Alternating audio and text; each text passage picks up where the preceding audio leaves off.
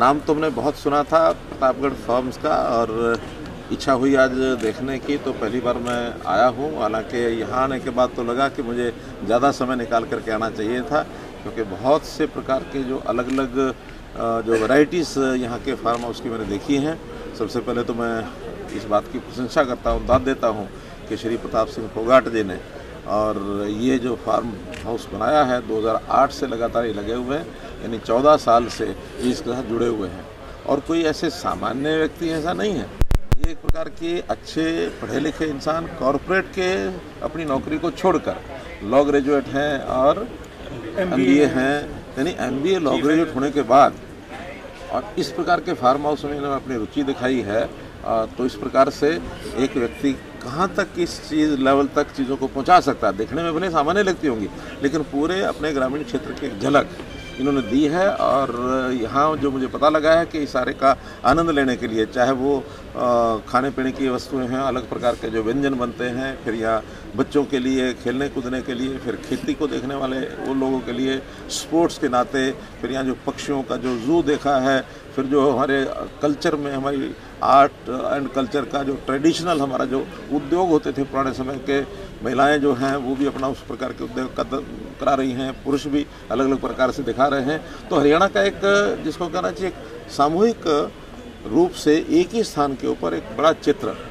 ये दिखाने वाला फार्म हाउस है। मैं बहुत ही इसकी प्रशंसा करता हूँ इस फार्म हाउस की, और हमारे प्रदीप सिंह जी फोगाट, इनके लिए मैं शुभकामना करता हूँ कि इसको जितना और आगे बढ़ा सकते हैं इसको भी बढ़ाएं। और जो एक विलेज टूरिज्म का जो एक प्रोस्पेक्ट्स हैं हमारे हरियाणा में, इसको यहाँ देखने के बाद मुझे लगता है कि इसको और आगे बढ़ाएं, न केवल अपने प्रदेश और देश के लोग बल्कि दुनिया के लोग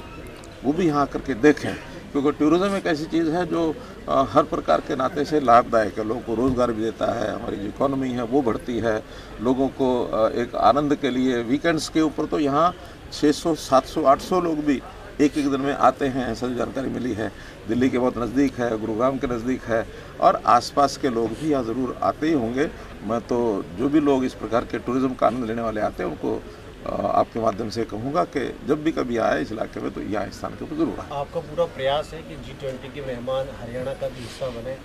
क्या प्लानिंग है आपकी? देखिए, चूँकि अभी G20 के हमारी जो टीम है, प्रदेश की टीम है और केंद्र में एक टीम बनी है, दोनों ने बैठ करके जो विचार विमर्श किया है, कल उसकी पहली मीटिंग हुई है। एजेंडे में हमने कुछ चीज़ें रखी हैं, अब जब तक वो उसको क्लियरेंस नहीं मिलती है तब तक तो हम कुछ नहीं कह सकते, लेकिन हमने प्रतापगढ़ का ये फार्म हाउस भी उनके एजेंडे में रखा है कि हम क्यों नहीं एक दिन या थोड़ा समय, जितना भी समय मिले, यहाँ आकर के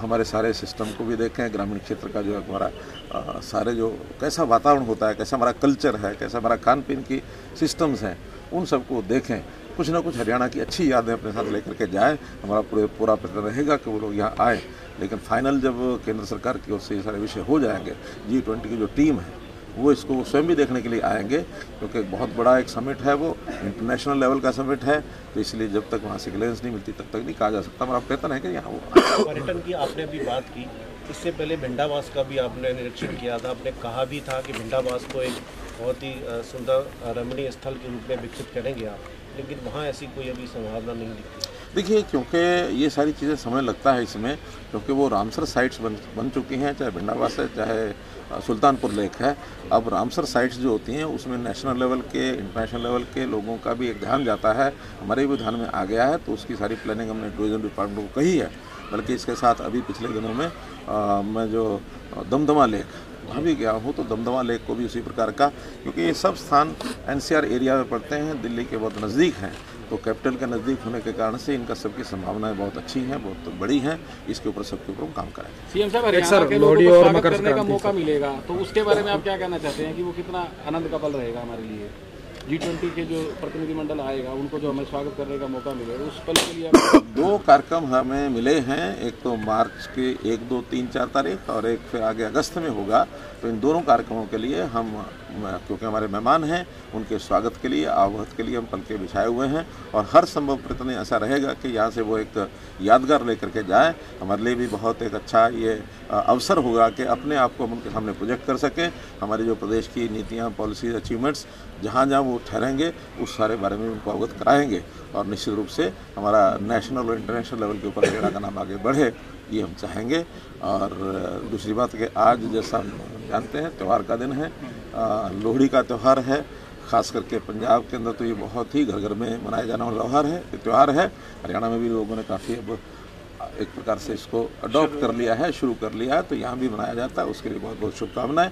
कल 14 जनवरी को मकर संक्रांति का दिन है, इसके लिए भी अग्रिम बधाई, बहुत बहुत शुभकामनाएं।